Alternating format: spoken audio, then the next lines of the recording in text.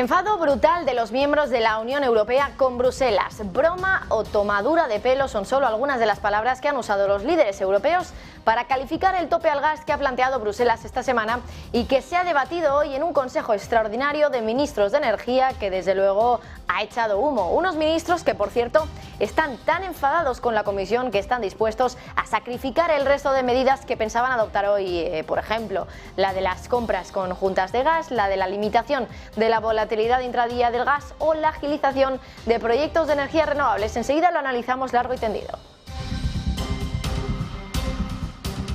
Fracasan esas negociaciones, pero también las del tope al petróleo ruso. Y es que esos 65-70 dólares el barril que plantea Bruselas es más o menos lo mismo que están pagando ya ahora los asiáticos por ese crudo ruso. Según Reuters, algunas refinerías indias están pagando por el petróleo que viene de Rusia, el petróleo de los Urales, con un descuento de entre 25 y 35 dólares por barril respecto a la referencia internacional del Brent, que está más o menos en torno a los 80 dólares. Así que si le restamos ese descuento, pues estaría incluso por debajo del tope que está planteando ahora mismo Bruselas. Eso indicaría que Rusia no tendría que cumplir su amenaza de dejar de suministrar a los compradores que se adhirieran al tope de precios, porque el mercado está por debajo de ese tope de todos modos, lo que nos hace preguntarnos lo siguiente: ¿sirve de algo entonces el tope al precio del petróleo ruso? Y por otra parte, hoy tenemos que mirar de nuevo al Banco Central Europeo, que confiesa que va a pausar las subidas de tipos de interés si la recesión que afronta la eurozona, que ya es probable según la institución, acaba siendo una recesión larga y profunda. Así se desprende de las últimas actas de la reunión del Banco Central Europeo que acaba de publicar el Banco Central. Pero ¿qué debe cumplirse para que en la eurozona tengamos una recesión profunda? Enseguida se lo contamos.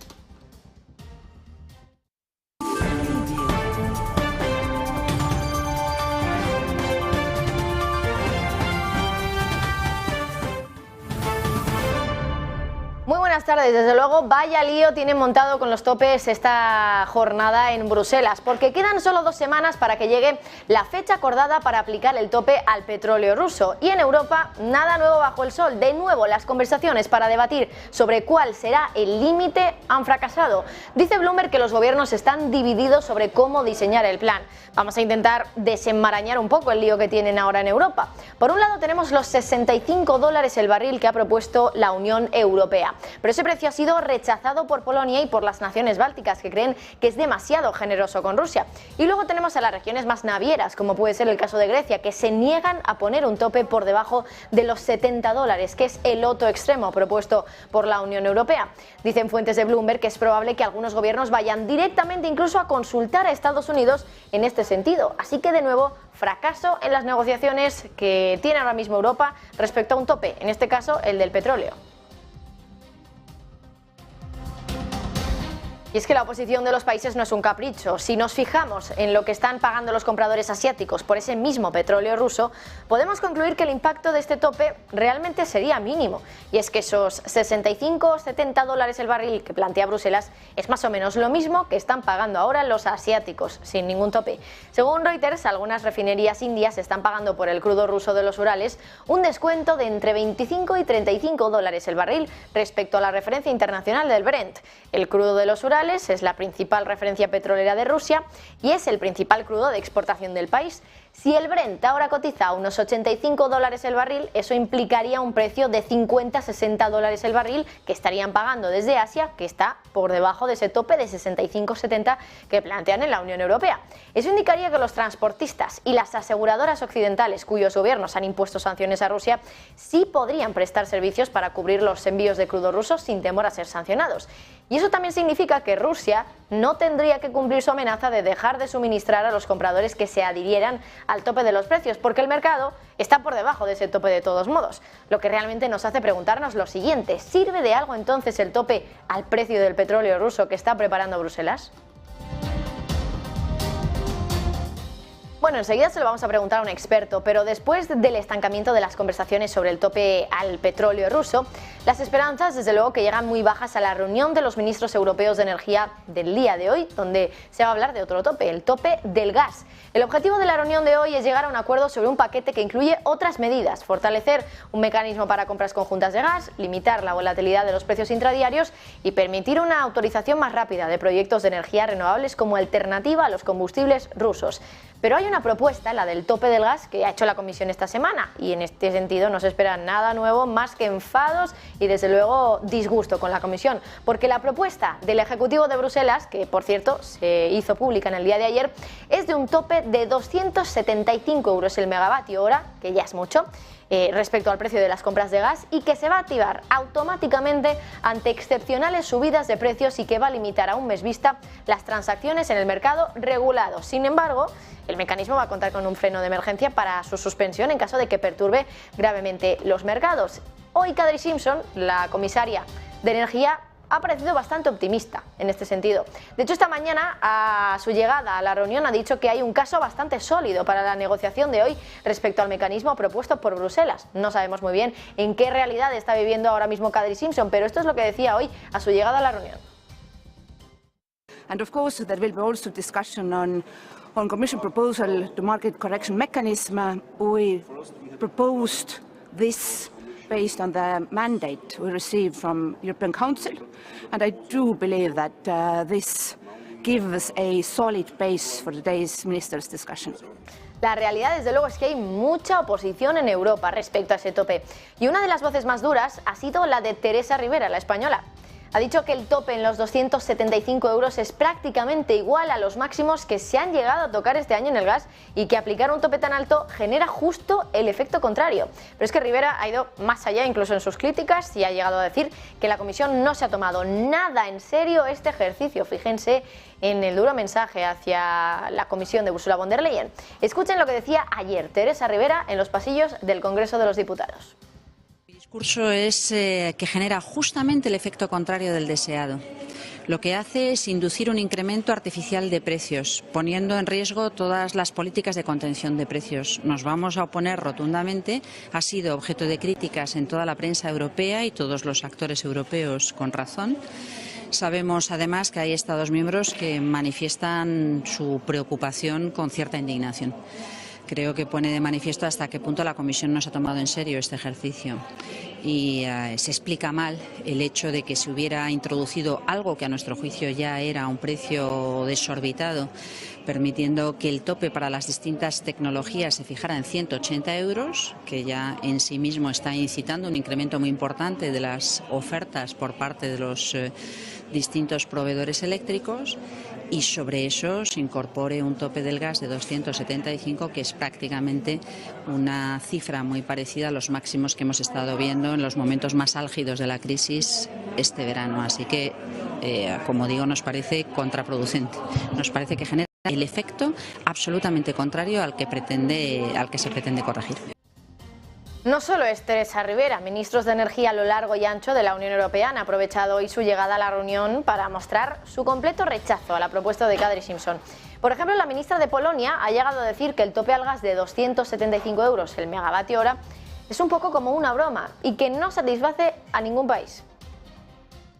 The gas price cap, which is in the document currently, doesn't satisfy any single country. It's a kind of joke for us after so many months of discussions and proposals, written proposals, which were presented by member states.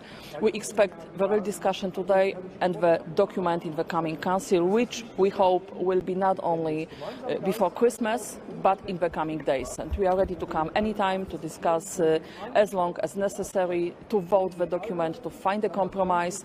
But we need a...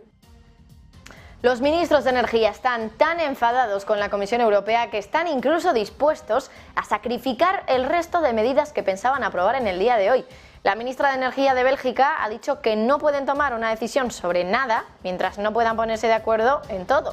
Y es que hoy los ministros iban a acordar un paquete con varias medidas energéticas, entre ellas las compras conjuntas de gas, la limitación de la volatilidad intradía del gas y también la agilización de proyectos de energías renovables. Sin embargo, según Bloomberg, dice que van a retrasar la aprobación formal de estas medidas hasta mediados de diciembre por la fuerte oposición que están poniendo muchos países frente al tope de los precios del gas. Una broma, una tomadura de pelo, son algunas de las palabras tan duras que han pronunciado miembros de la Unión Europea, ministros de energía de la Unión Europea, como puede ser el caso de la española o de la polaca que acaban de escuchar ustedes aquí en el informativo de Negocios Televisión. La cuestión es, ¿realmente es una tomadura de pelo? Y en ese caso, ¿por qué la Unión Europea, en este caso la Comisión Europea, ha decidido ponerlo en marcha? ¿Qué es lo positivo que está viendo la Comisión que no está sabiendo ver el resto de países? Vamos a preguntárselo a Abelardo Reynoso, consultor y analista energético. Abelardo, muy buenas. ¿Qué tal? Buenos días. Bueno, te quería hacer esa misma pregunta. ¿Realmente qué es lo que sucede? ¿Por qué hay tanto enfado con la Comisión Europea respecto a un tope que parece que no gusta a nadie? Y claro, teniendo en cuenta esto, me surge la siguiente pregunta. Si no le gusta a nadie, ¿cómo puede ser que a la Comisión Europea le guste? ¿Qué es lo que ve la Comisión Europea como algo bueno, algo positivo en un tope que parece que es demasiado alto, 275 euros megavatio hora? El máximo que se marcó este verano, si no recuerdo mal, en los futuros estaba en torno a los 350, por lo tanto es que está prácticamente en el máximo histórico que se ha registrado en el gas y además, bueno, desde luego que hay muchísimo enfado por todos los países. Incluso hoy la ministra Rivera ha llegado a decir que va a provocar el efecto contrario, que en lugar de bajar los precios del gas va a provocar lo contrario. Por lo tanto, vamos a intentar analizar bien estas dos perspectivas, lo malo y lo bueno, si es que hay algo bueno, porque entiendo que la Comisión debe haber visto algo bueno. Pues yo creo que lo malo es lo que hay detrás de todo esto, es tratar de intervenir un mercado, ¿no? Desde el momento que tú planteas el poner unos topes a un precio de cualquier producto, de alguna manera vas a imponer unas alteraciones del propio mecanismo de funcionamiento del mercado.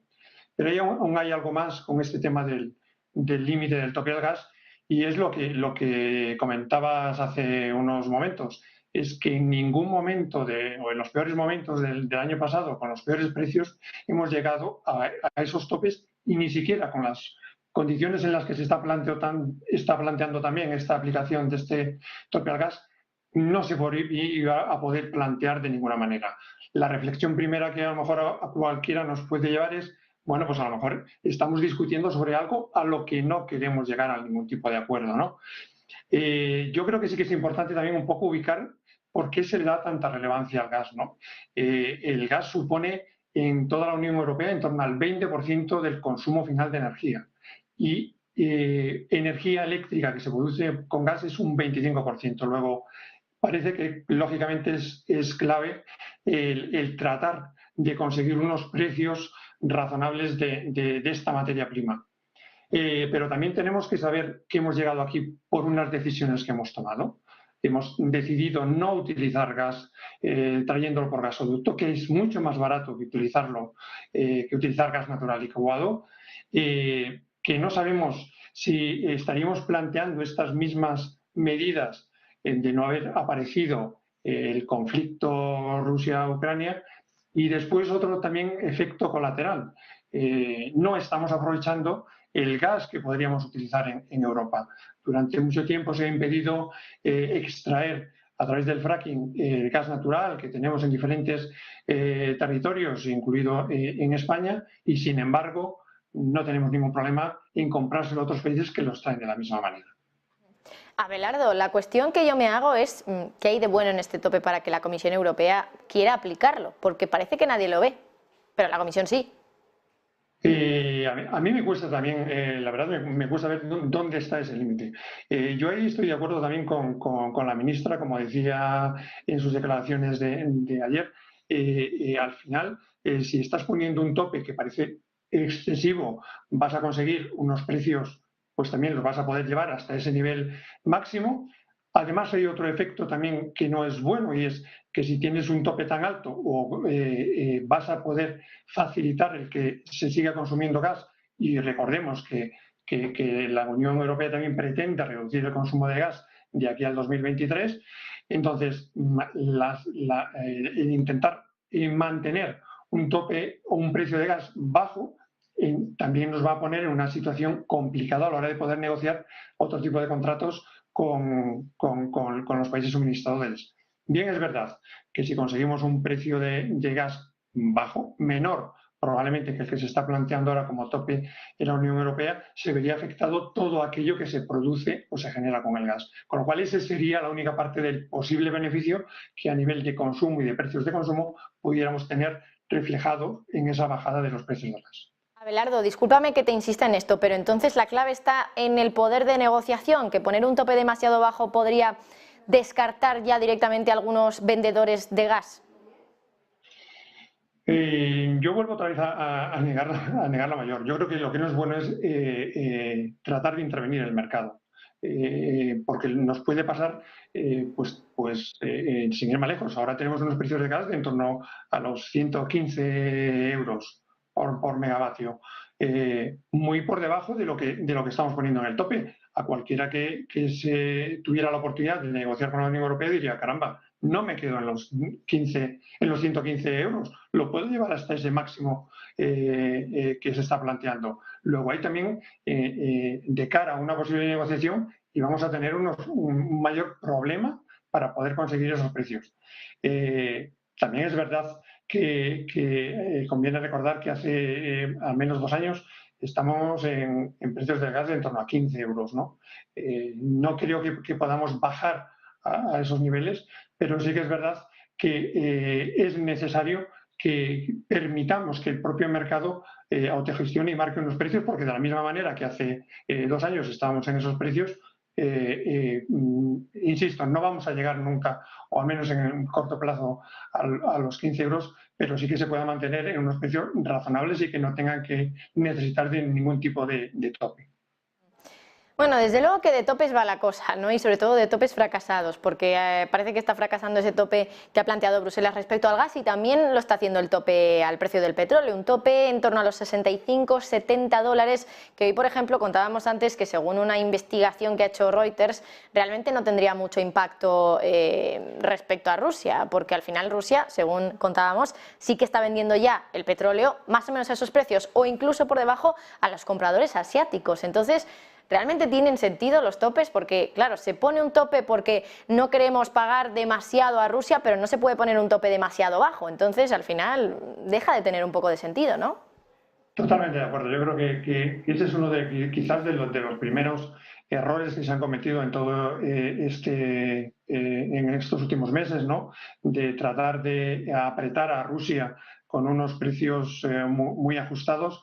Y yo creo que al final lo hemos vivido en el petróleo, que incluso se han establecido unos mercados secundarios del petróleo, haciendo trasvases en el medio del océano del petróleo de unos barcos a otros, ¿no? Entonces yo creo que es que en un mundo en el que hemos conseguido una gran globalización a efectos de mercado, en los distintos mercados que nos podamos imaginar, el pretender de alguna manera intervenirlo, lo que nos va a dar lugar es a situaciones, primero, de un incremento artificial de los precios, lo más probable, cuando no esté ajustado a lo que nos puedan ofrecer los proveedores, y desde luego que también es preocupante y que hay que considerar es un cierto mercado negro que se podría generar en torno a todos estos productos, y además ya lo hemos visto, ya no solo en petróleo, sino en algunos de estos otros productos que se han visto limitados durante todo el conflicto Ucrania-Rusia, pues al final se genera otro mercadeo que no es posible controlar. Por último, ya, Abelardo, te quería hacer una pregunta muy sencilla y muy corta. ¿Consideras que al final vamos a llegar a conseguir en algún punto llegar a algún acuerdo respecto al tope del precio del petróleo o respecto al tope del precio del gas? Pues yo creo que no, y sobre todo si se mantienen, como también comentabas al principio, no solo el tema del gas, sino se mantienen otros 2 aspectos importantes en la negociación que hoy, que era el reglamento de solidaridad y el de acelerar o flexibilizar el despliegue de las renovables. Yo creo que eso hay que verlo en conjunto, pero de verdad yo creo que está siendo clave el llegar a un acuerdo en el tema del precio del gas, y va a ser complicado. De todos modos, no olvidemos, quien está haciendo una gestión de todo esto son políticos y van a tener que darle una salida política a este problema. Al final en la política quizá pues entran en juego otros intereses. Al final, Abelardo, muchísimas gracias. Abelardo Reynoso, consultor y analista energético, por darnos esa visión también de lo que está sucediendo en Europa con esos topes. Gracias. Gracias. Vamos a hacer una pequeña pausa publicitaria, pero desde luego que quedan muchísimos temas en el tintero, así que no se vayan porque todavía tenemos muchas cosas que contarles respecto al resumen de las noticias del día de hoy.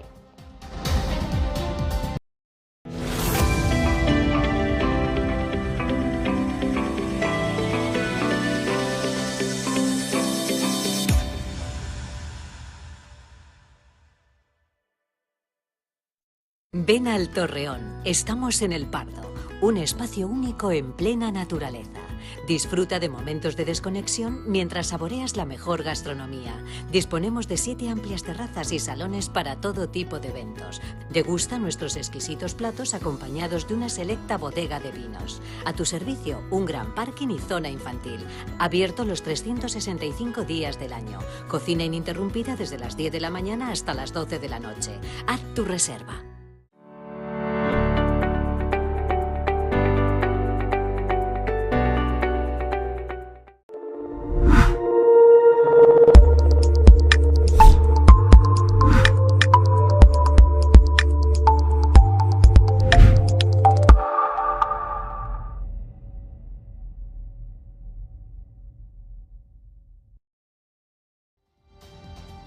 Aunque Rusia ha cortado en la mayoría el gas a Europa, lo cierto es que todavía hay una pequeña parte de ese gas que sigue llegando al viejo continente. Lo hace a través de Ucrania. Sin embargo, en los últimos días, los ataques de Rusia a Ucrania están dejando a los ciudadanos allí sin electricidad. Y eso está poniendo en peligro el goteo de gas que todavía fluye a Europa a través de Ucrania. Los cortes de energía de emergencia que han sido impuestos por el gobierno ucraniano después de ese aluvión de ataques con misiles rusos contra plantas de producción y otras infraestructuras, ahora amenazan con paralizar el gasoducto que transporta gas a través de esta región. Lo ha dicho el ex jefe del operador del sistema de transmisión de gas de Ucrania y experto también en energía. Ha dicho que los ataques rusos, los ataques rusos detuvieron los flujos de petróleo en la sección de Ucrania del tramo sur del sistema de oleoductos Druzhba durante varias horas en el día de ayer y por lo tanto quizá corra la misma suerte el gasoducto que transporta ese gas hasta Europa. Los países limítrofes con Rusia siguen atemorizados de que la guerra les salpique también a ellos. Por ejemplo, ahora el gobierno de Estonia se está dando prisa para identificar instalaciones que puedan servir como refugios antibombas por el temor de un posible ataque de Rusia.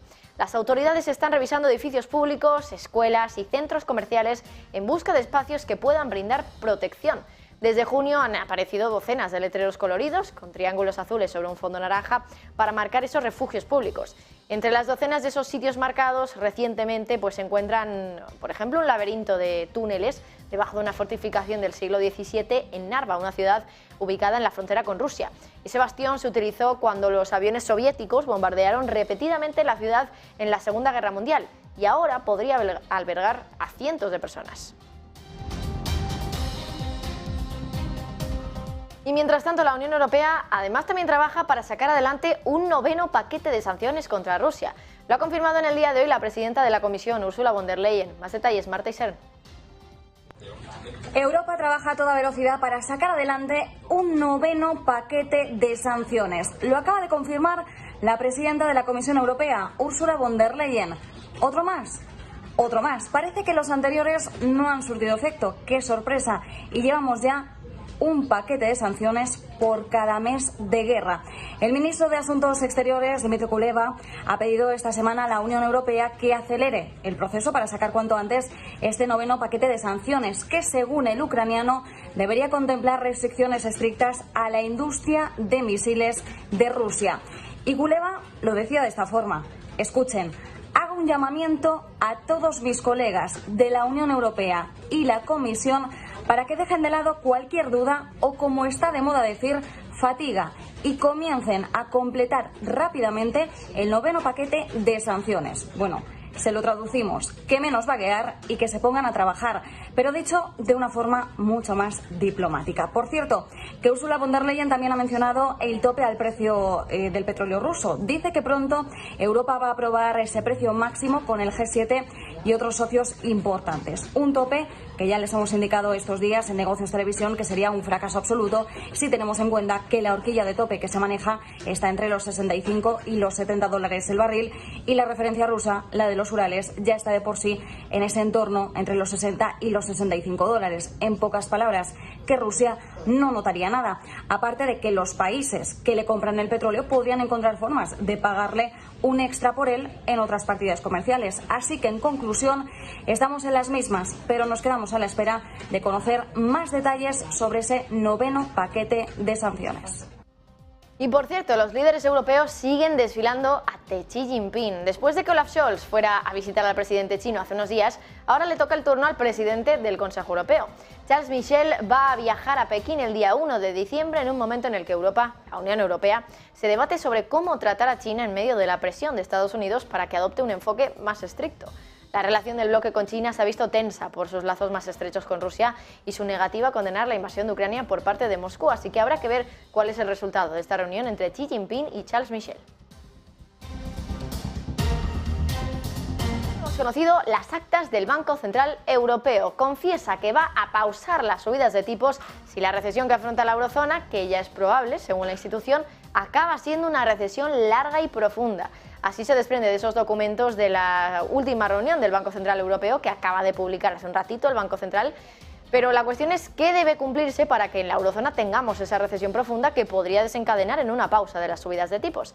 Dice el BCE que la clave de todo está en el sector de la vivienda, que si vienen mal dadas en el mundo inmobiliario, una recesión corta, que es el escenario más probable ahora, podría convertirse en una recesión larga y profunda. Además, el BCE también ha reiterado el mismo mensaje que viene diciendo desde hace semanas, que una caída en la actividad económica no va a ser suficiente como para reducir significativamente la inflación. Hoy, por cierto, también ha hablado en el Banco Central Europeo Klaas Knot, que es otro miembro del BCE. Ha dicho, entre otras cosas, ha puesto básicamente la alerta sobre, lo que pueden hacer los gobiernos, lo que pueden hacer los bancos centrales, así que estamos muy pendientes de eso. Pero también quedan solo semanas para que el Banco Central Europeo se reúna y cada vez hay más voces que aseguran que la subida de diciembre va a ser de 50 puntos básicos. Eso implicaría una suavización en el ritmo de subida. Marta Isen, cuéntanos lo que se ha conocido en el día de hoy. Estamos en plena cuenta atrás para la próxima reunión de política monetaria del Banco Central Europeo. Recordemos la fecha. Bueno, parece que estamos teniendo algún problema con esa pieza de Marta Iser. Vamos a intentar solucionarlo. Mientras tanto, en el marco macroeconómico, hoy hemos conocido el índice IFO, que revela que la economía alemana está emitiendo señales de esperanza, según el economista del IFO, después de que el índice de confianza empresarial subiera más de lo esperado. El número de empresas encuestadas que se han quejado de los cuellos de botella en la oferta de noviembre ha descendido ligeramente al 59,3% desde el 63,8% de octubre, que ha añadido que las expectativas de exportación de la industria han subido justo antes de adentrarse en territorio positivo.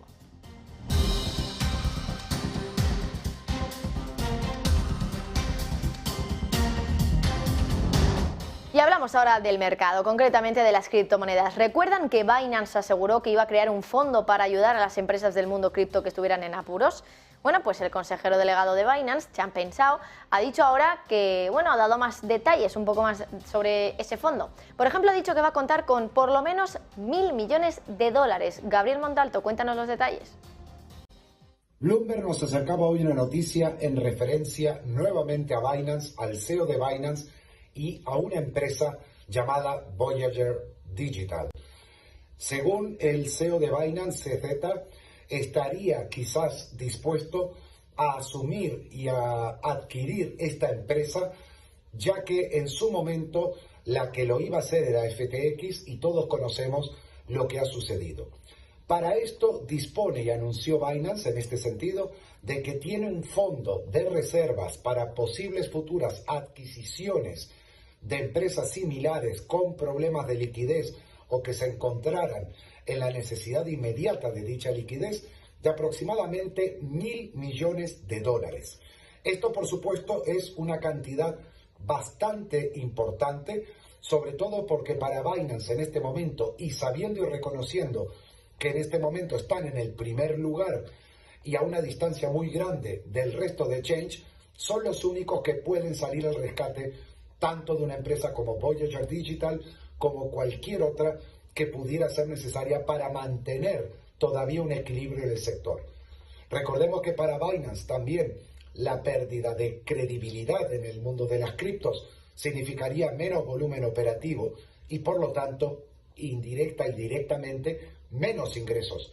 De ahí a estos actos samaritanos que quizás pueda poner en acción Binance en el futuro.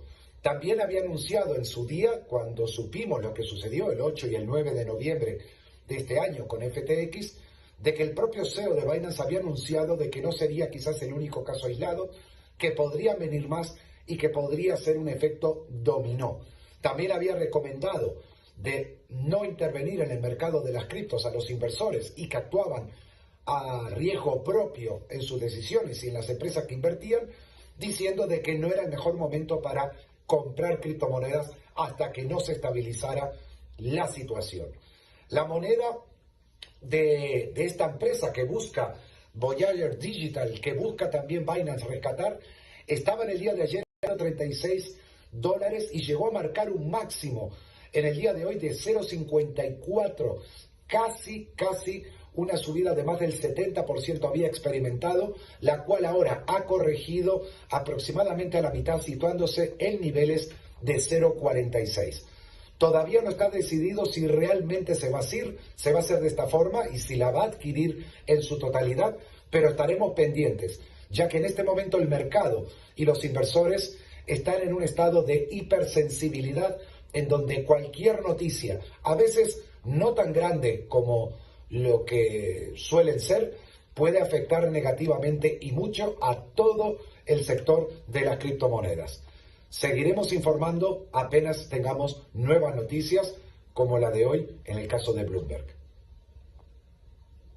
Y por cierto, justo antes estábamos hablando de Alemania, de perspectivas económicas y acabamos de recibir una última hora que no quiero olvidarme para dárselas a ustedes. Y es que acabamos de conocer una advertencia de la agencia Fitch, de la agencia de calificación crediticia, que asegura que las previsiones de otoño de la Comisión Europea, que conocimos hace apenas unos días, subrayan que los riesgos fiscales que pueden afrontar los países de la eurozona respecto a la crisis energética van a continuar también en el año 2023. Una advertencia que lanza desde luego la agencia Fitch, que estaría asegurando que esos riesgos fiscales por la crisis energética se van a extender de cara también a 2023. Por lo tanto, el año que viene va a seguir siendo un año duro para las economías de la eurozona.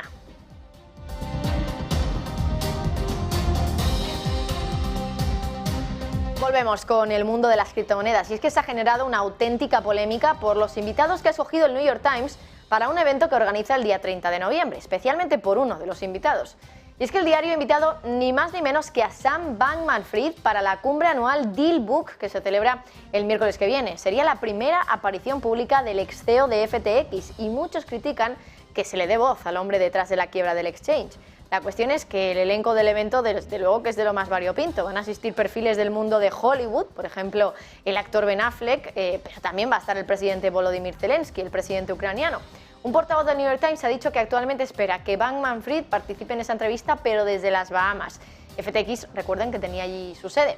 Ha dicho este portavoz del diario que hay muchas preguntas importantes que hacer y que responder, y que nada está fuera de los límites. Por eso han invitado a Sam Bankman-Fried. Bill Ackman, el famoso inversor que apostó contra el mercado durante el crash del COVID y que ganó millones de dólares, ha vuelto ahora a hacer otra apuesta, pero esta vez contra el dólar hongkonés. En su cuenta de Twitter ha reconocido que tiene una fuerte posición corta contra el dólar de Hong Kong a través de opciones put y considera que el hecho de que esa moneda esté vinculada al valor del dólar estadounidense, lo que en la jerga se conoce como PEG, no tiene sentido ya y que solo es cuestión de tiempo que se rompa esa vinculación. Y es que la autoridad monetaria de Hong Kong tiene el mandato de mantener la divisa entre los 7,75 y los 7,80 dólares hongkoneses frente al dólar estadounidense. Si la divisa se sale de ese rango, la institución interviene en el mercado comprando o vendiendo la moneda. Sin embargo, Ackman cree que eso no va a sobrevivir durante mucho tiempo. Se basa, por ejemplo, en la fuerte caída de las reservas de dólares que tiene la autoridad de Hong Kong, en el fuerte aumento de deuda que ha vivido el territorio y las malas previsiones que se ciernen sobre su economía.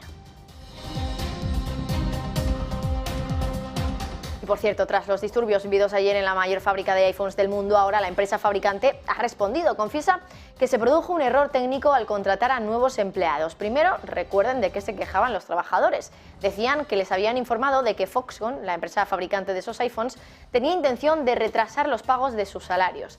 Algunos trabajadores también se habían quejado de que se habían visto obligados a compartir dormitorios con colegas que habían dado positivo por COVID. Por eso ahora Foxconn ha dicho que están investigando el asunto y que han descubierto que ocurrió un error técnico durante el proceso de incorporación de nuevos trabajadores. Han pedido disculpas por ese error de entrada en el sistema informático y dicen que garantizan que el salario real es el mismo que el acordado y los carteles oficiales de contratación. Así, Foxconn recula, puesto que ayer la empresa llegó a decir que había cumplido con sus contratos de pago.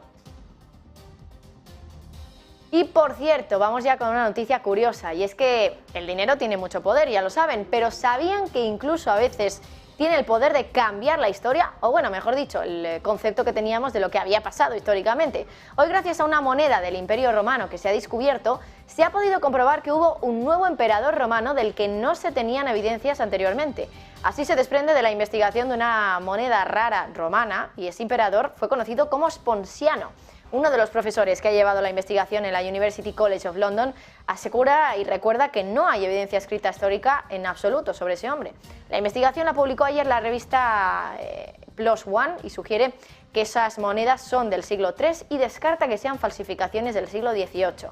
Y es que esas monedas fueron descubiertas en 1713 en las montañas de Transilvania, en la actual Rumanía. Los investigadores concluyen que Sponsiano probablemente fuera un oficial del ejército que se autoproclamó emperador para solidificar la autoridad en un momento de crisis, más o menos en torno al año 260. Y por cierto, terminamos también con una noticia impactante. Hoy hemos conocido cuál es el nuevo medicamento más caro del mundo. Cuesta ni más ni menos que 3,5 millones de dólares cada dosis. Se trata de una terapia genética que acaba de aprobar el regulador estadounidense contra la hemofilia.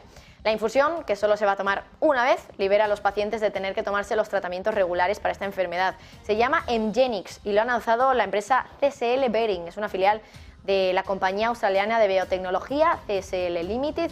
La empresa, por cierto, cotizada en la bolsa del país y en lo que llevamos de año prácticamente está plana, con una subida acumulada del 2%. Desde hace un mes, eso sí, ha repuntado casi un 12%. El medicamento Hemgenix recortó el número de eventos de sangrado en los pacientes en un 54% durante un año y además ha librado al 94% de ellos de tomar las infusiones de factor 9, que es el tratamiento que se utiliza ahora para controlar la enfermedad que puede ser potencialmente mortal. Bueno, desde luego que es una noticia impactante, esos 3,5 millones de euros que cuesta una sola dosis de este tratamiento para esta enfermedad, pero tenemos que mirar desde luego a las noticias económicas y a las noticias de los mercados en esta jornada, unas noticias que nos llevan a mirar sobre todo a bancos centrales y a esas actas de la Fed y de la Reserva Federal de la última reunión de política monetaria, una reunión donde podemos ver cómo en el caso de la Fed se abren a empezar a suavizar los tipos de interés y en el caso del Banco Central Europeo advierten de que una recesión muy larga y profunda podría provocar que el Banco Central Europeo tuviera que pausar las subidas de tipos. Sobre este asunto vamos a preguntarle a Ignacio Albizuri, que es director de mercados en Miralta Bank. Ignacio, muy buenas. Hola, muy buenas. Bueno, en primer lugar quería preguntarte por las actas del Banco Central Europeo, que es lo que hemos conocido en el día de hoy, hace apenas un ratito. Yo al final el titular con el que me quedaba era con eso de que el Banco Central Europeo dice que podría tener que pausar las subidas de tipos si tenemos una recesión larga y profunda. Y claro, ha dicho que esa recesión larga y profunda podría llegar en el caso de que, por ejemplo, tuviéramos un evento de crisis en el sector inmobiliario. Y dice que esto tampoco es tan raro que ocurra, sí que a lo mejor que el sector bancario pues ayude a que haya una crisis financiera. Dice que ahora mismo el sector bancario no está en un momento de crisis, no tiene nada que ver con la situación de la crisis financiera, pero que ojo con el mercado inmobiliario. No sé con qué te quedas de estas actas del BCE. Hombre, al final están demostrando también algo que también habíamos visto en las actas de la Fed, tanto el regulador americano y el europeo, pues están viendo cómo hay ciertas mejoras. En el caso del americano, las actas de la Fed, pues ya habían relajado un poco el tono de las últimas 2 semanas, creo, que se habían puesto un poco más serios y viendo cómo sí que habíamos visto pues datos de PMI o incluso algún dato de empleo que había salido algo más deteriorado de lo esperado. O sea, se están viendo un poco los efectos que ya habían previsto, pero que tampoco sabían cuál iba a ser los tiempos en los cuales pues iba a tomar efecto, pero sí que es cierto que se ha vuelto a relajar otra vez un poco el tono y sí que hemos visto, bueno, pues correr los bonos. La renta variable está con mucho miedo, pero sí que estamos viendo cómo en principio vamos a ver ciertas mejoras y esto está descontando unas expectativas que, vamos a ver en las diferentes economías, bueno, pues los efectos de estas subidas de tipos van a tener sus consecuencias.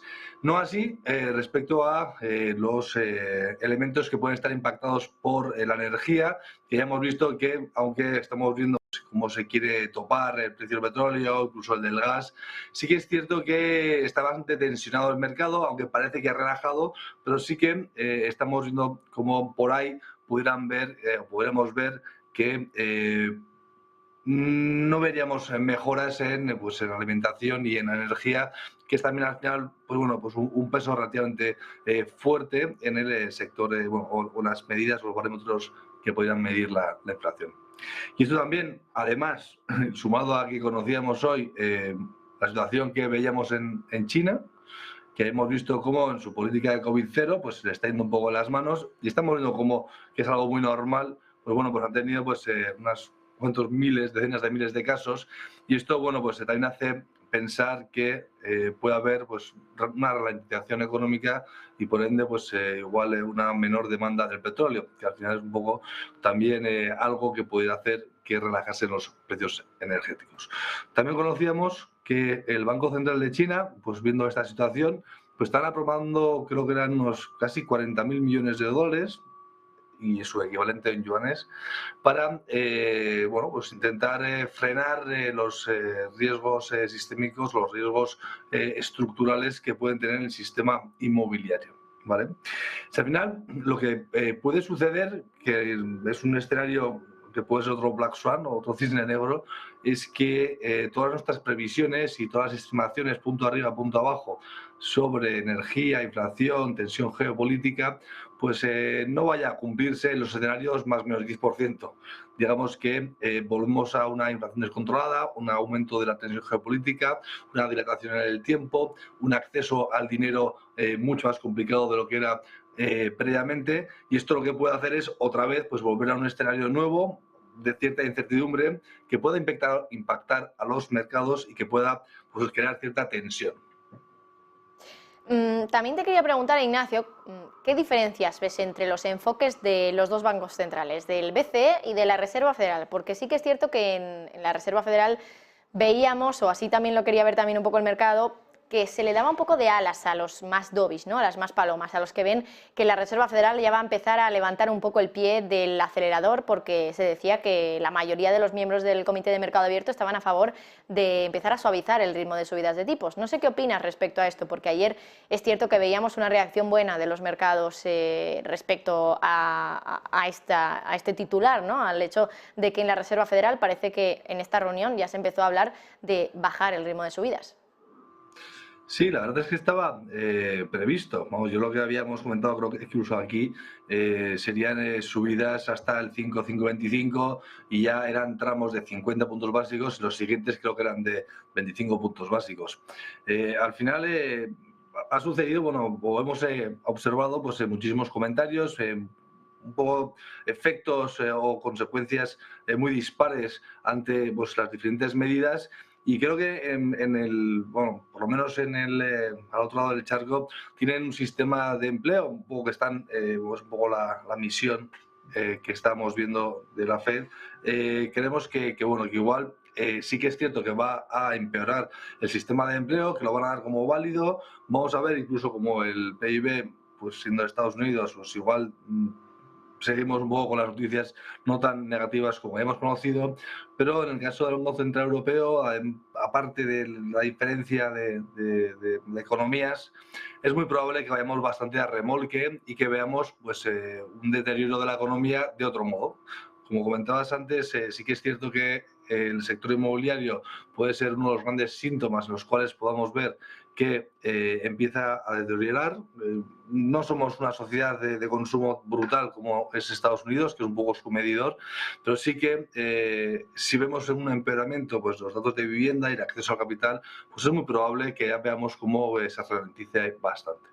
Con lo cual, son dos posturas bastante diferentes, aunque pivotan sobre los mismos pilares. Y esto hace que al final nos estemos fijando en los mismos datos macro, aunque tienen diferente impacto en las diferentes economías. Y esto lo que vamos a ver es con diferentes tiempos cuáles son los efectos que puede haber en el sistema americano, para luego ya poder ir ya a todo lo pasado, intentar coger el rebufo de estas medidas para poder acertar en los ritmos de subidas, que yo creo que en el caso europeo no creo que pueda parar o cortar por lo sano en función de del deterioro de la economía, sino que tenemos que seguir un sistema relativamente similar de la FED. Bueno, pues Ignacio Albizuri, director de mercados en Minaltabank, como siempre, muchísimas gracias por tu análisis y que pases muy buena tarde. Lo mismo, un saludo. Y nosotros, mientras tanto, desde luego que todavía estamos a la espera de la resolución de ese Consejo Extraordinario de Ministros de Energía. Un Consejo Extraordinario donde decíamos que, bueno, echaba humo, desde luego, teniendo en cuenta lo enfadados que parecían algunos de los ministros de Energía que han hablado. Entre ellos, la ministra Teresa Rivera, la española, que ha llegado a decir que es una tomadura de pelo esto del tope en los 275 euros para el precio del gas. Habrá que ver, se espera que esa rueda de prensa sea más o menos en torno a las 4 menos cuarto de la tarde. Habrá que ver si no se retrasa mucho y también habrá que ver si finalmente los miembros han decidido boicotear ese paquete de medidas energéticas que estaba encima de la mesa en esta reunión y que esperaban avanzar un poquito más. Ahora lo que sabemos es que, según Bloomberg, efectivamente se va a boicotear y no se va a aprobar hasta mediados de diciembre. Todo por el enfado que tienen prácticamente la totalidad de los miembros de la Unión Europea sobre este tope a los precios del gas, que consideran incluso una broma. Así que con esto nos despedimos. Volvemos enseguida a partir de las 3 de la tarde con Rolling Stocks con Marta Isen. Gracias.